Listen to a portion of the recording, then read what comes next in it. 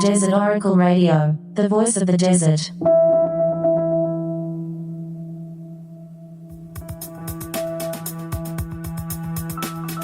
Night has fallen on the desert. You ever finish writing up your radio show and immediately realize it's not going to last through the weekend? And you ever do that twice in a row? Once on the Friday and then once on Saturday? What happened to the Lord's Day? When is that anyway? I guess that was yesterday. Lord Saturn.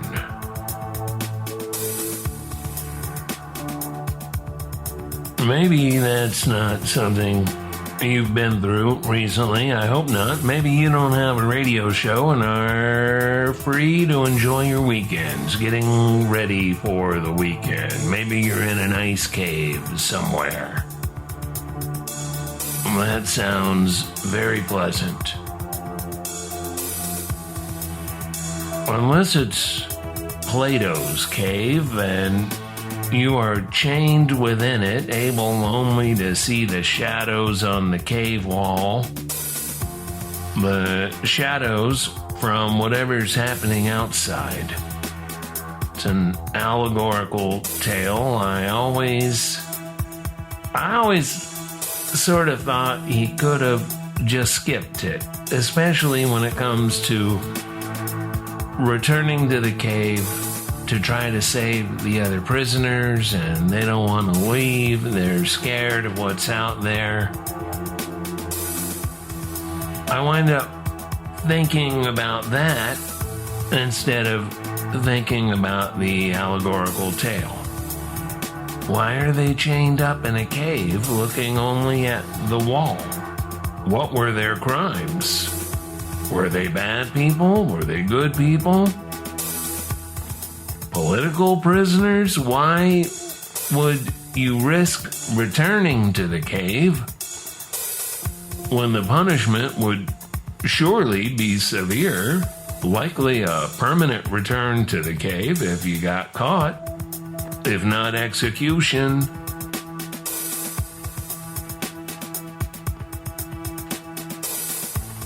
And you gotta get through all of that to get to the part about the forms.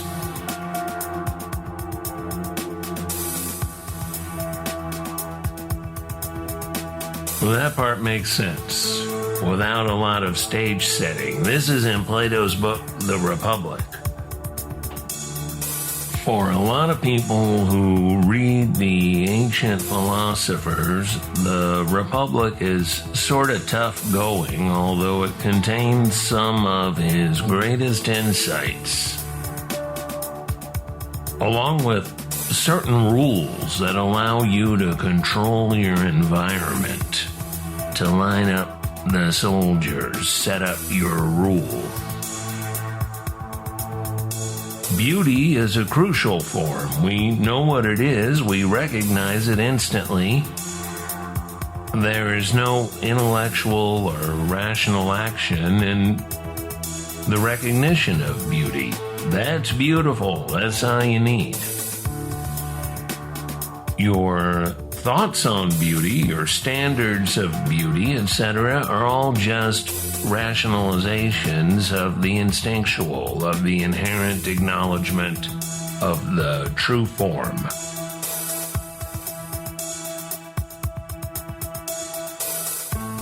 Same goes for justice, of course. For some, justice is society-wide, and for others, it's very personal, and for the many, it's somewhere in between. Sometimes of our own doing, chasing a burglar down the moonlit dirt road on a tractor, for instance.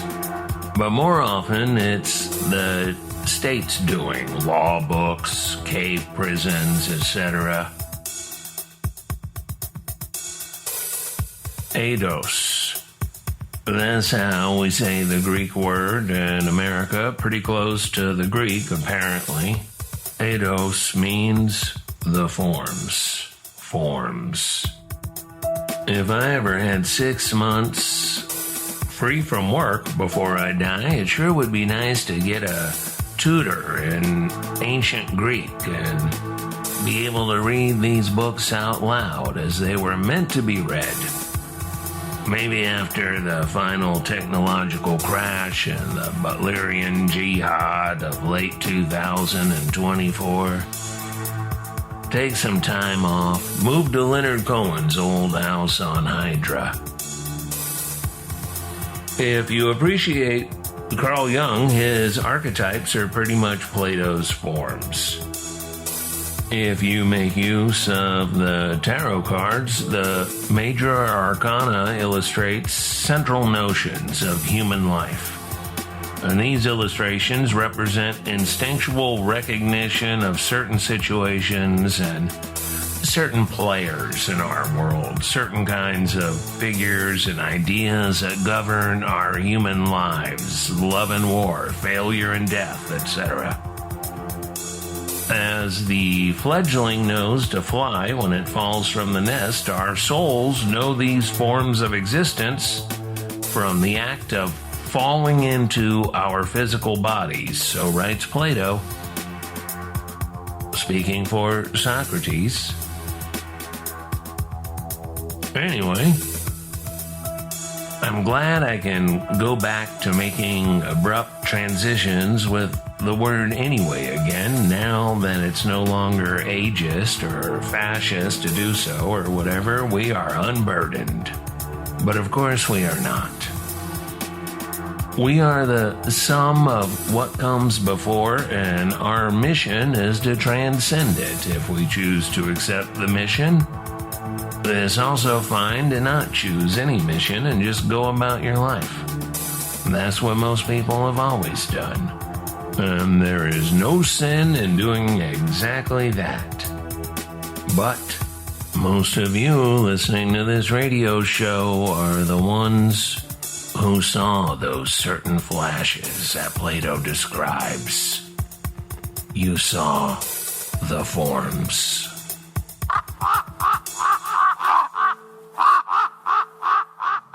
Desert Oracle Radio.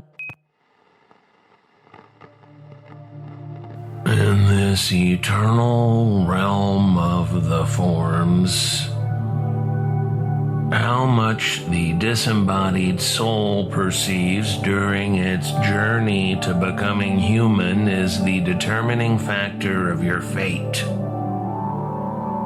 Those who had the clearest glimpse of the forms will, in Plato's telling, or in Socrates telling Plato, are destined to become the philosopher, the artist, the musician, the lover.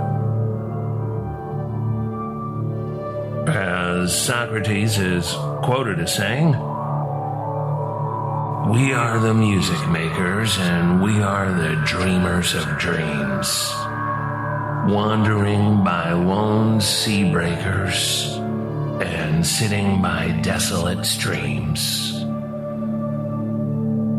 World losers and world forsakers on whom the pale moon gleams. Yet we are the movers and shakers of the world forever, it seems." Actually, that's the opening stanza of Arthur O'Shaughnessy's 1873 poem, simply titled Ode, from his book Music and Moonlight. After the philosophers and the artists and the musicians, all in pursuit of this highest form of love, comes the righteous rulers, the righteous kings and warlords, followed then by the more common politician or economist or business person. Keep going and you finally get to the poets, miserable creatures that they are. mere imitators of the true artist. And those souls that glimpse the very least of the true forms are basically the people who argue with strangers on Twitter, and also tyrants. This all according to the expert, Plato, quoting Socrates, the real expert. We live in an America where political party, the absolute lowest of human affiliations, is elevated to the highest importance with both the elite and the commoner. And that's just a garbage way to go about your life. Free yourself, if you can, from political party fundamentalism. It doesn't care about you. It only uses you up and spits out the bones. The political party is simply a war grouping, a power structure, and it has no true form beyond that. It has no ideals, regardless of name, regardless of platform, beyond maintaining and growing power. It also has no mandate from heaven to exist, being a temporary grouping of low-minded, power-hungry people. Never anything but, never anything beyond. Being such a low temporary alignment of convenience, it easily discards whatever marketing terms it may be known for.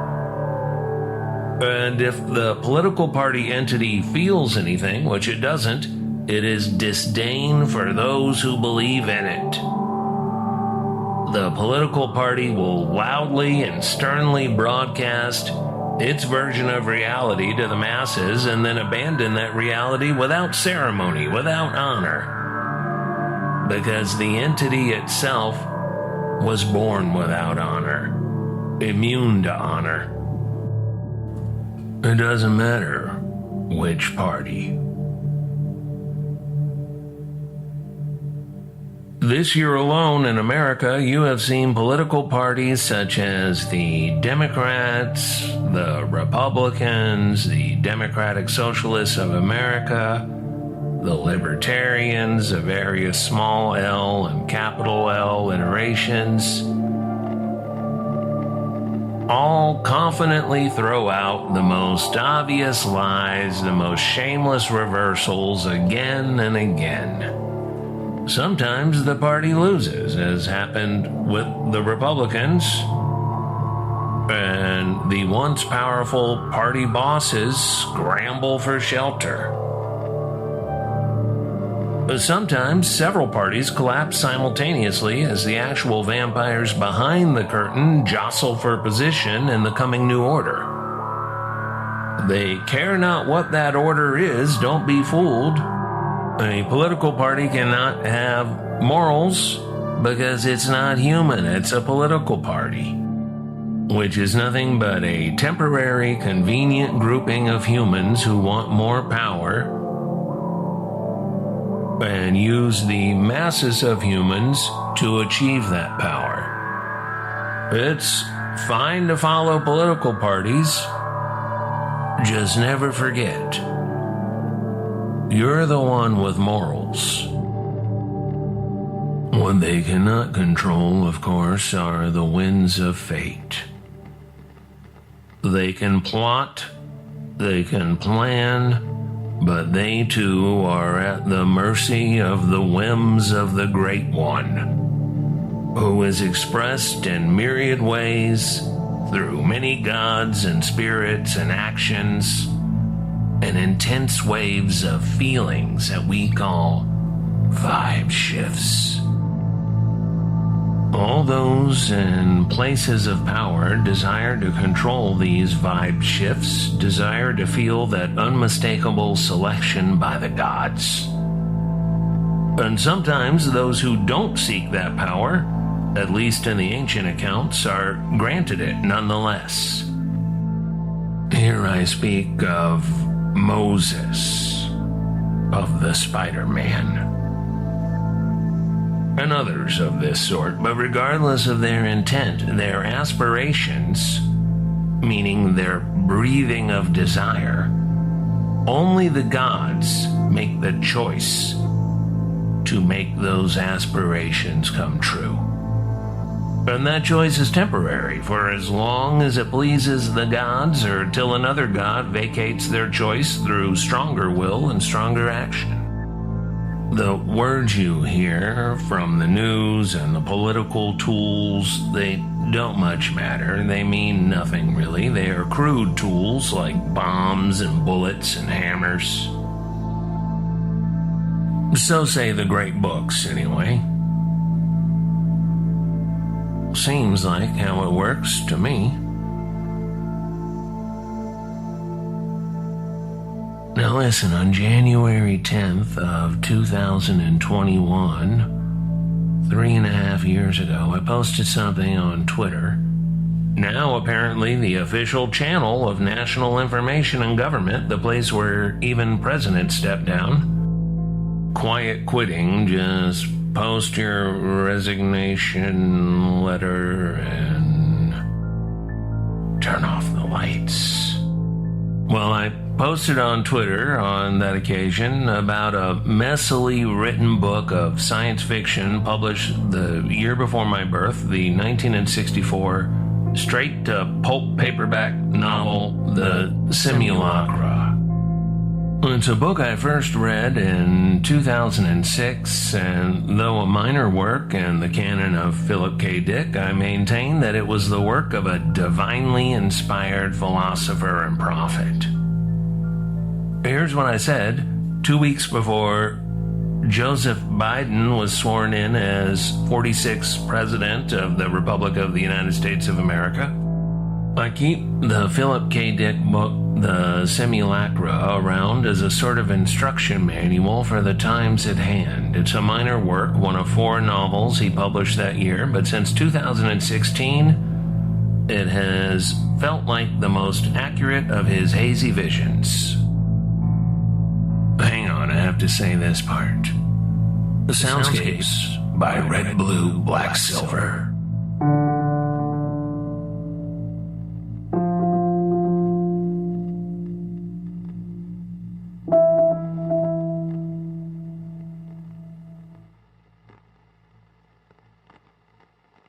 The Simulacra takes place in the mid-21st century, a time when the whole government is a fraud and the president himself, Deraita, the old man, is a broken-down AI android.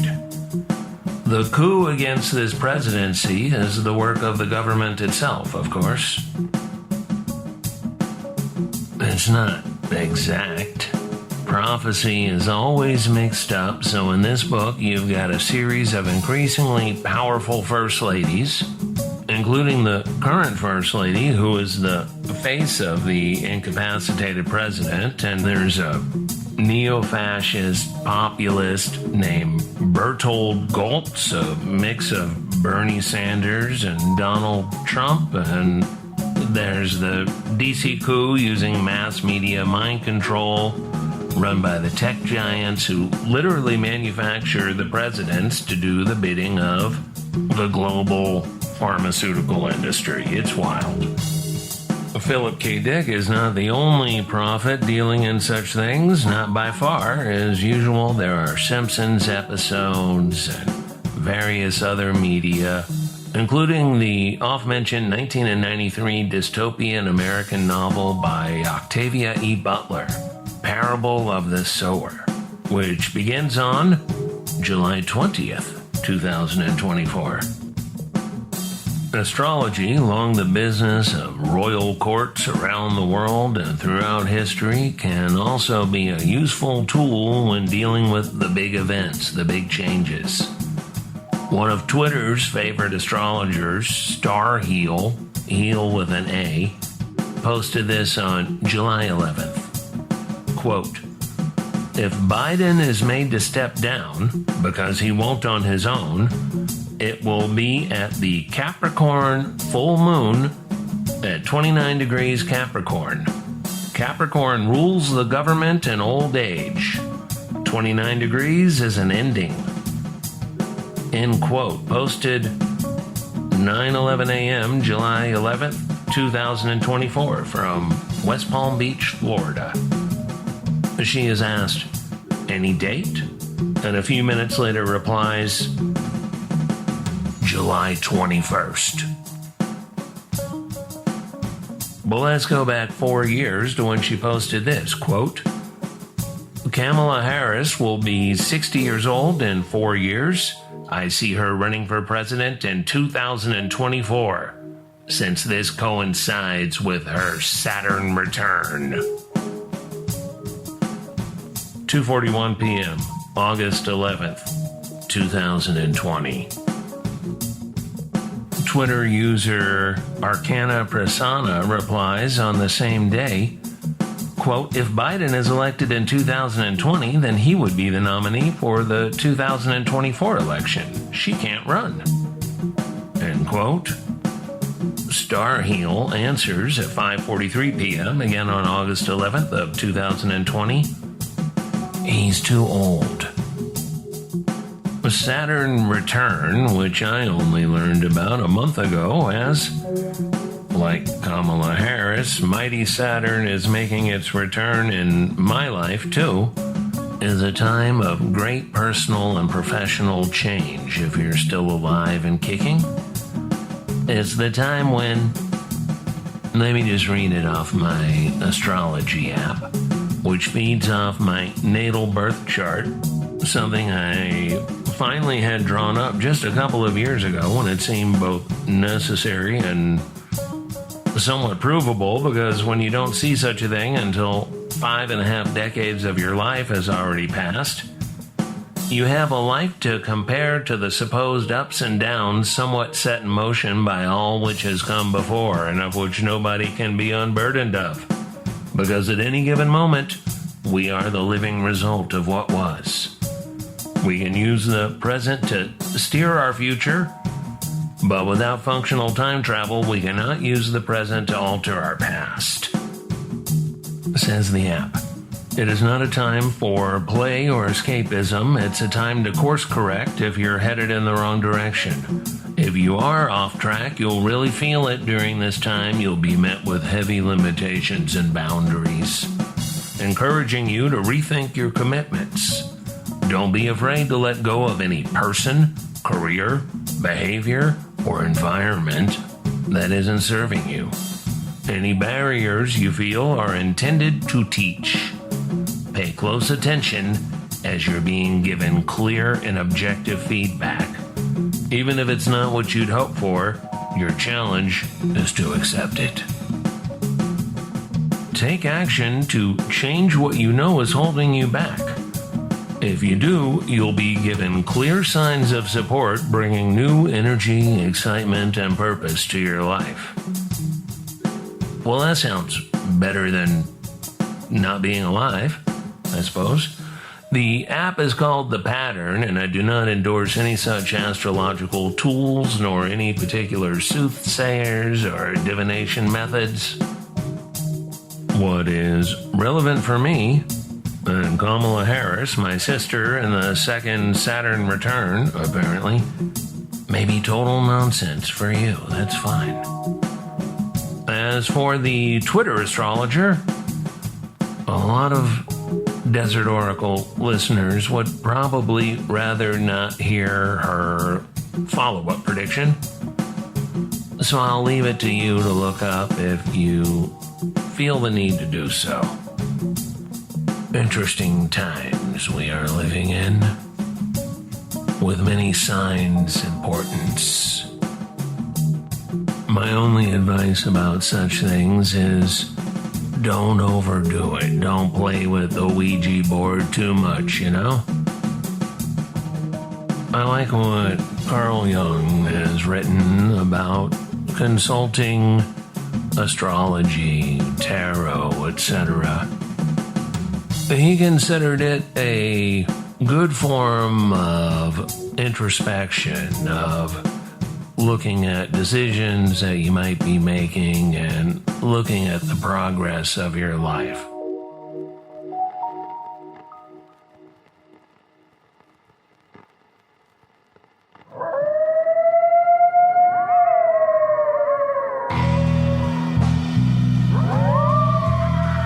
As we talked about on last week's episode on July 12th, there is a very powerful societal response to the death of a king. It's automatic, it's wired into our being, and every couple of generations we experience a whole lot of such stuff. It's exciting to be alive in such a time, when single days gain infamy, when the events of a year or three compress a half-century of seemingly unrelated troubles into a chain reaction explosion. And it affects everything and everybody one way or the other. From Amboy to Zizix across the Great Mojave Wilderness, this is Desert Oracle Radio. Soundscapes, as always, are by Red Blue Black Silver. Go visit him on Bandcamp. Thanks to our handful of supporters who keep this show going at patreon.com/Desert Oracle, barely going anyway. New times are ahead if we're lucky. No time at all is ahead if we're not. Thanks for your mail orders at desertoracle.com. I've got another dozen left to get out. I'm having a hard time. This past week, the office is just not fit for human habitation in this weather, although the mini-split tries its best. I'll get them out in the next day or two. And yes, I am working on the next issue of the periodical, too. Sorry, it's a little bit too much for me in this time when the planet Saturn is reminding me pretty much every day of my progress and limitations. Let's keep it positive. Progress. The fool's progress. Hey, be especially kind to your dog friends, your domestic animal friends in this time of crushing heat. The moon is up high, that dramatic Capricorn full moon that has also played the country like a fiddle today. July 21st, 2024. What a year it has been these past 6 months. Thank you for listening. And good night from the voice of the desert.